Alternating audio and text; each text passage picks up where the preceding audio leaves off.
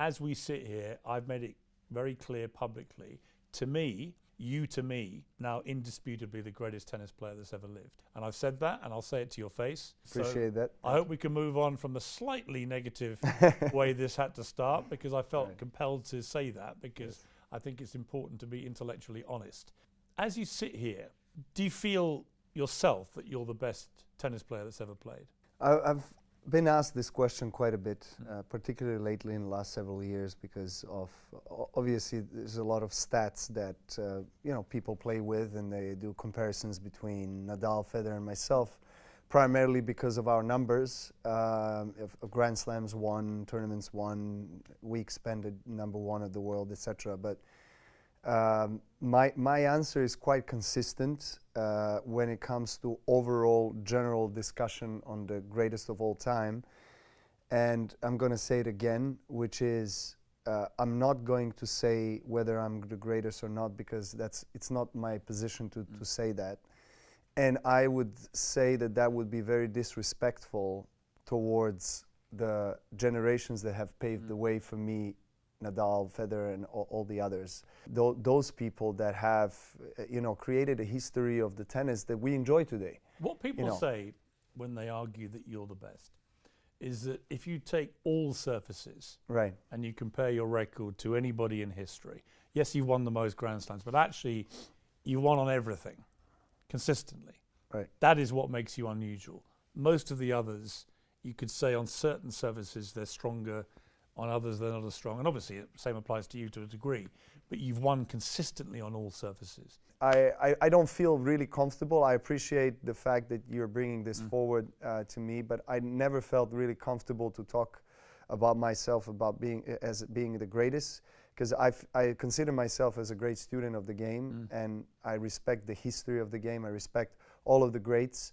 So and then some of those greats were my coaches, like Boris Becker, for example, that I consider as part of my family. So I just feel more comfortable leaving that discussion to others, and of course a great honor and privilege to be part of that discussion. But the bottom line, Novak, is you've won 24 Grand Slams, and that is more than any player in history.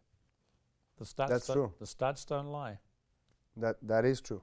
That shows a remarkable longevity, and especially with Federer and Nadal snapping around that number. But ultimately you prevailed, and you all had long careers. That's why, for me, in the end, you're the top dog. You may not feel comfortable, but I appreciate it. A little Coming part of you from has to like hearing. I know you were a fan of tennis and sport, so I appreciate that. I'm going through some form of a transition myself, and trying to enter this last chapter of however long is going to last for me in my career, with the peace of mind where I'll be able to still maintain that hunger and the competitiveness on the court, but yet deal with some realities that at this moment are not easy for me to accept.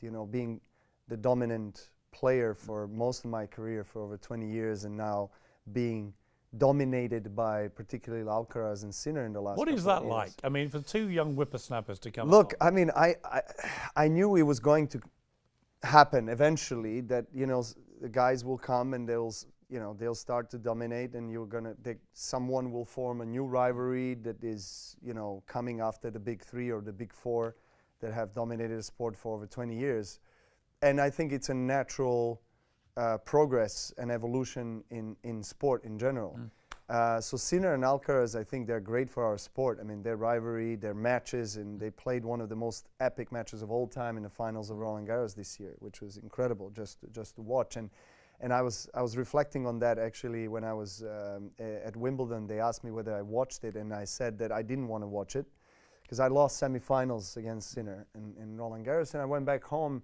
And when I'm done with the tournament, I just want to switch off. I don't want to see any tennis, at least for a few days. I want to be, unless my son wants to play, and then that's different, obviously. But my son and my wife, particularly, also my daughter to some extent, but particularly my son and my wife, they're big tennis fans. So they love to watch tennis. They love to watch the finals of big tournaments, Grand Slams. So I was somehow trying to drag them out of the house, and I did that. And I said, let's go, have lunch, have a walk. And they're like, they didn't want to confront me, but they were like, we really want to watch this match. And I said, okay, you know what? You can watch a set. Let's just go. And then, I thought that the match will be over by then. I kind of planned my time outside for like a couple of hours. I thought it's going to be like 2.5 hours. And they kept going. They went for 5 and something hours. So we went back and we ended up watching for 2 hours. What were you feeling watching them?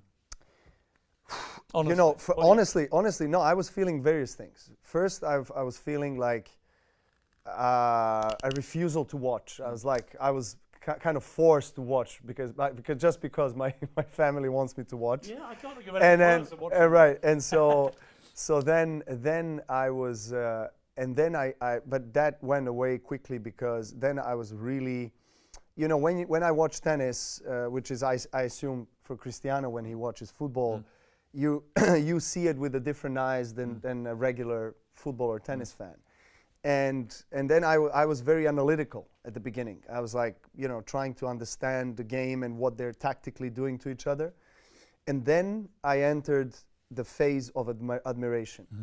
And then I haven't felt that too many times in my life when I was watching someone else play. I felt it a couple of times when I watched Federer and Nadal face each other. So just maybe 4 or 5 matches in my life that I watched, and I said, wow, this is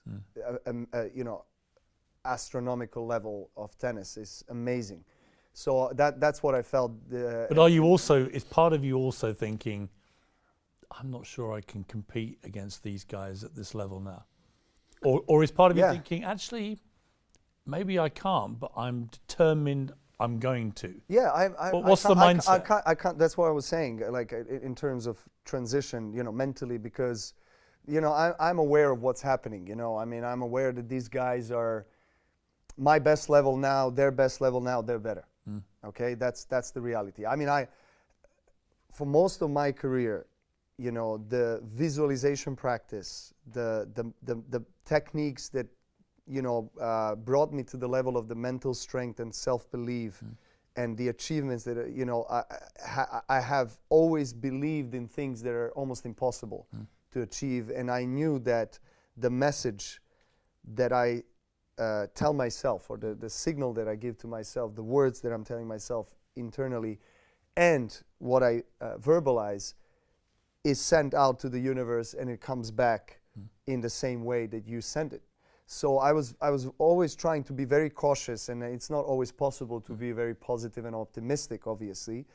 But I was trained from a young age to think greatly about myself and to nurture the self-confidence, because that's going to eventually, whether it's sport or anything else in life, bring you the rewards and allow you to chase your dream.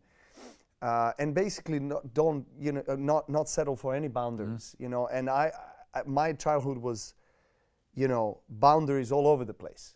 It come from a country that was war-torn, sanctions embargo, tennis, zero tradition of tennis in our country. So, most expensive sport, the scarcity and poverty of my family and all the other families in our country, most of the families. And so I picked the most expensive sport, and so 99% of the people were obviously laughing at us. And at us, I'm saying us because primarily my father and my father, I just thought you were wasting money. Both of my parents, they've done, I cannot never repay them for what they've done for me enough. But my father believed very oftentimes more than I believed in myself. So that's why I say us. But, so going back to the point, yes, I understand the power of the thoughts, but at the same time, there's a biology, there are things that are happening, and I'm, 38 going into 39, and the wear and tear is real. And I believed that to some extent I'm a Superman that can never injure himself, that can never be weak, etc. But I got a slap from reality the last couple of years, and it's not like I'm paying the price, but I'm just getting to know this new chapter. I have two words for you. Yeah. Tiger Woods.